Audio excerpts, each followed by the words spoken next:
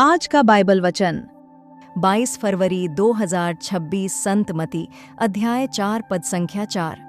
लिखा है, मनुष्य रोटी से ही नहीं जीता है, वह ईश्वर के मुख से निकलने वाले हर एक शब्द से जीता है। प्रिय भाइयों और बहनों, आज का वचन हमें जीवन की एक गहरी सच्चाई सिखाता है।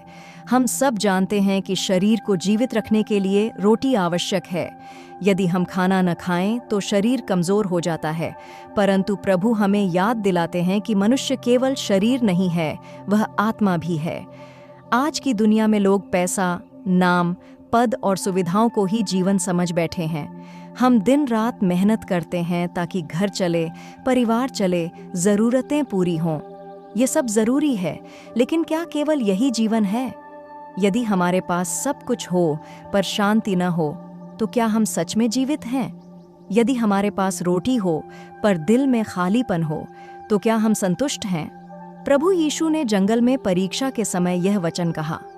जब शैतान ने उनसे कहा कि पत्थरों को रोटी बना लो, तब उन्होंने उत्तर दिया, मनुष्य केवल रोटी से नहीं जीता। इसका अर्थ है, आत्मिक भोजन भी उतना ही आवश्यक है जितना शारीरिक भोजन।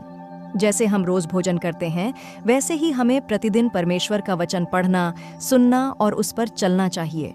वचन हमें दिशा देता है, वचन हमें संभालता है, वचन हमें गिरने से बचाता है। वचन हमारे अंदर विश्वास, धैर्य और आशा को जीवित रखता है।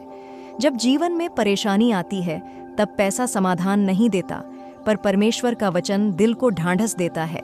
जब लोग हमें छोड़ देते हैं, तब परमेश्वर का वचन कहता है, मैं तुझे कभी न छोड़ूंगा। जब हम डरते हैं, वचन कहता है, मत डर, क्योंकि मैं तेरे संग हूँ। इसलिए आज हमें यह निश्चय करना है कि हम केवल रोटी के पीछे नहीं, बल्कि वचन के पीछे भी चलेंगे।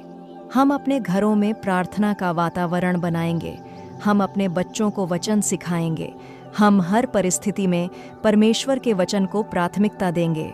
याद रखिए, रोटी शरीर को कुछ समय तक जीवित रखती है, पर परमेश्वर का वचन हमें अनंत जीवन की ओर ले जाता है। आइए हम ऐसा जीवन जिए जो वचन पर आधारित हो, क्योंकि वही सच्चा जीवन है।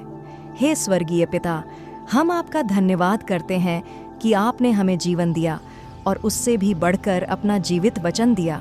प्रभु, हम मानते हैं कि कई बार हम केवल सांसारिक ज़रूरतों के पीछे भागते रहे, पर आत्मिक जीवन को भूल गए।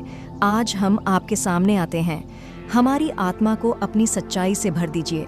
हमें हर दिन आपका वचन पढ़ने और समझने की भूख दीजिए। जैसे हमारा शरीर भोजन मांगता है, वैसे ही हमारी आत्मा आपके वचन के लिए तरसे। जब हम कमज़ोर हों, आपका वचन हमें सामर्थ्य दे। जब हम भ्रमित हों, आपका वचन हमें मार्ग दिखाए। जब हम निराश हों, आपका वचन हमें आशा दे। प्रभु यीशु, हमें ऐसा जीवन जीना सिखाइए जो केवल रोटी पर नहीं, बल्कि आपके वचन पर आधारित हो। हमारे घर को, हमारे परिवार को और हमारी सेवा को अपने वचन से आशीष दीजिए। हम यह प्रार्थना विश्वास के साथ करते हैं, यीशु मसीह के नाम में, आमीन।